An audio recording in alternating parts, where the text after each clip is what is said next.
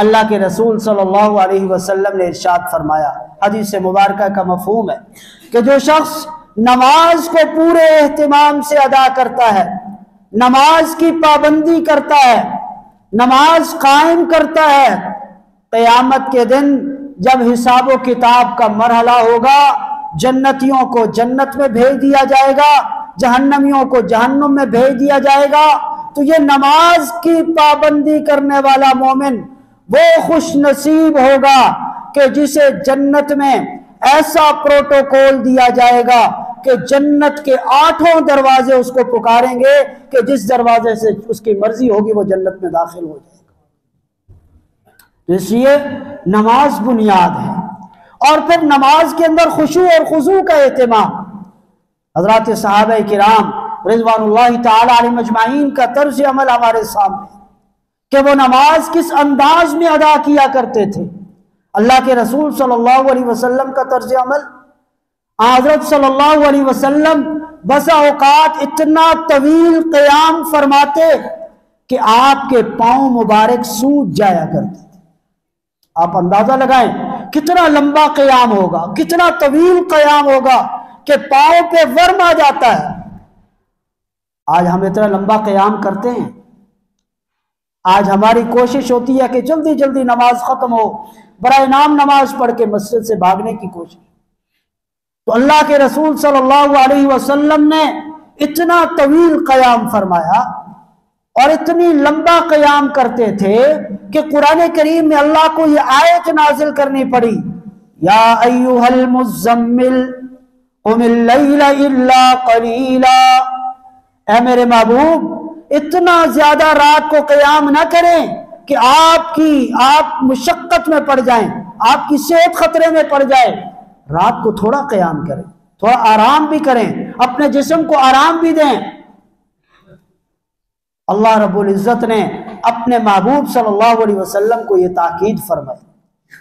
تو اس لیے اس انداز میں نماز ادا کرنا جیسے میرے اور آپ کے آقا صلی اللہ علیہ وسلم کا طریقہ تھا، آپ صلی اللہ علیہ وسلم کی تعلیم تھی، آج ہم اس انداز میں اللہ کی عبادت کرنے والے بنے۔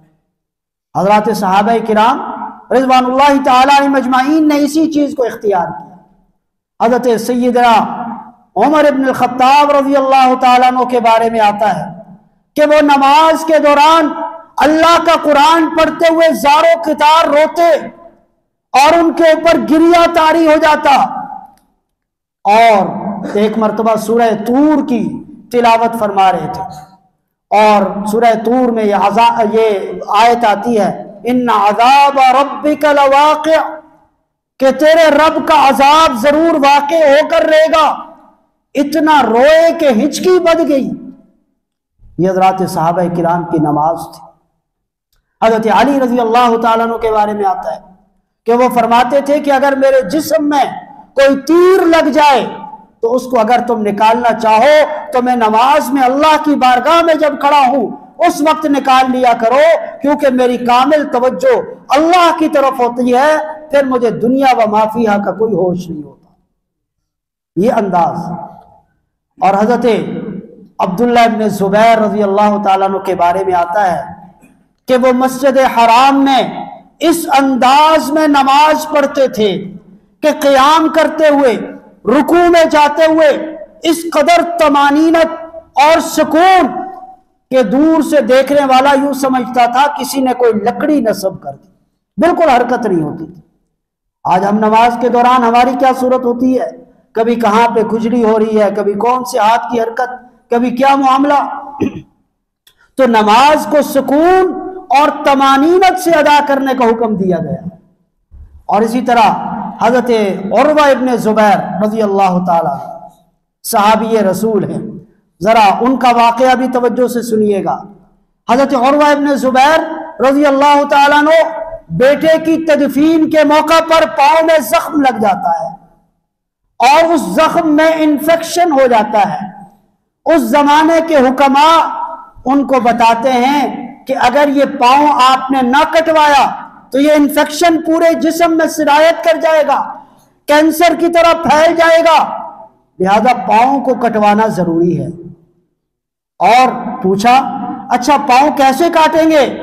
उन्होंने कहा आपको नशा देना होगा, एनेस्थीसिया में ले जाना होगा और फिर आपका पाँव कटेगा, शराब या कोई जो भी उस जमाने का नशा था। फरमाया कि मैं अपना पाँव कटवाने के लिए किसी भी हराम चीज को अपने मुंह में जाने के लिए तैयार नहीं। हाँ, एक तरीका है, अगर तुमने मेरा पाँव काटना है तो एक रिवायत के मुताबिक फरमाया कि मैं अल्लाह के जिक्र में मशगूल होता हूं, और दूसरी रिवायत के मुताबिक फरमाया कि मैं नमाज की नीयत बांधता हूं, नमाज के दौरान मेरा पाँव काट लिया जाए। और रिवायात में आता है उर्वा इब्न जुबैर रजी अल्लाह ताला अन्हु नमाज के लिए खड़े हो जाते हैं, अल्लाह से लो लगा लेते हैं, अल्लाह से हम कलाम हो जाते हैं और ऐसे डूब जाते हैं नमाज में, अल्लाह की इबादत में ऐसे खो जाते हैं कि हुक्मा उनका पाँव काट देते हैं, उनको पता तक नहीं चलता। ये हजरात सहाबा किराम की नमाजें थी। और एक रिवायत में आता है रसूल करीम सल्लल्लाहु अलैहि वसल्लम एक गजवा से वापस तशरीफ ला रहे थे। आप सल्लल्लाहु अलैहि वसल्लम ने एक मकाम पर पड़ाव डाला और दो सहाबा किराम की ड्यूटी लगाई कि वो रात को पहरा दें और बाकी लश्कर वाले आराम करेंगे। उनमें से एक मुहाजिर साहबी थे, एक अंसारी थे। उन्होंने मशवरा किया कि रात को हम दोनों ने ड्यूटी देनी है तो ऐसे करते हैं, रात को दो हिस्सों में तकसीम करते हैं, आधी रात एक आराम करे दूसरा ड्यूटी दे और दूसरी आधी रात दूसरा आराम करे और पहला ड्यूटी दे। चुनांचे ऐसे ही हुआ। जिनकी पहले ड्यूटी लगी उन्होंने सोचा कि मैं ड्यूटी तो देता हूं, साथ साथ क्यों ना अल्लाह की इबादत में अल्लाह के सामने नमाज की नीयत बांध के कुछ नवाफिल अदा कर लूं। अब नमाज की नीयत बांध कर खड़े हुए, दुश्मन आया और उसे दूर कोई साया महसूस हुआ। दुश्मन ने यह देखा कि कोई साया है, चेक करने के लिए कि ये इंसान है या कोई लकड़ी है, अपना तीर फेंका। वो तीर आकर उनके जिस्म में पेवस्त हो गया, उनके जिस्म में जरा बराबर भी हरकत ना हुई। दूसरा तीर फेंका और फिर वो जिस्म में लगा, फिर भी हरकत ना हुई। दुश्मन ये समझा कि ये तो कोई लकड़ी है। और वो सहाबी बयान करते हैं कि मैंने सूरह कहफ की तिलावत शुरू कर रखी थी और मेरा ये जी चाहता था कि ये तिलावत, ये सूरह मुबारका मुकम्मल किए बगैर मैं रुकू में ना जाऊं। चुनाचे उधर से अपनी जिम्मेदारी और फर्ज का भी एहसास, तो नमाज खत्म की, दूसरे साथी को जगाया और कहा कि कुछ मेरे जिस्म में महसूस हो रहा है, देखो क्या है। उन्होंने देखा तो कहा कि आपके जिस्म में तो 2 तीर लगे हुए हैं। आज सुई जिस्म में छोटी सी चुभ जाए, क्या इंसान का एहसास होता है, पूरा तीर जिस्म में घुस गया। लेकिन नमाज में ऐसे खोए हुए, ऐसे मगन हैं कि पता भी ना चला। और उस सहाबी ने फिर उनके वो तीर निकाले। तो ये हजरात सहाबा किराम रिज़वानुल्लाहि ताला अलैहिम अजमाइन का खुशू और खुजू था। आज हम इस अंदाज में अल्लाह की इबादत करने वाले, अल्लाह को राजी करने वाले, अल्लाह के सामने क़याम करने वाले और अल्लाह के सामने नमाज पढ़ने वाले बन जाए कि नमाज के दौरान हमारी कामिल तवज्जो अल्लाह की जात की तरफ।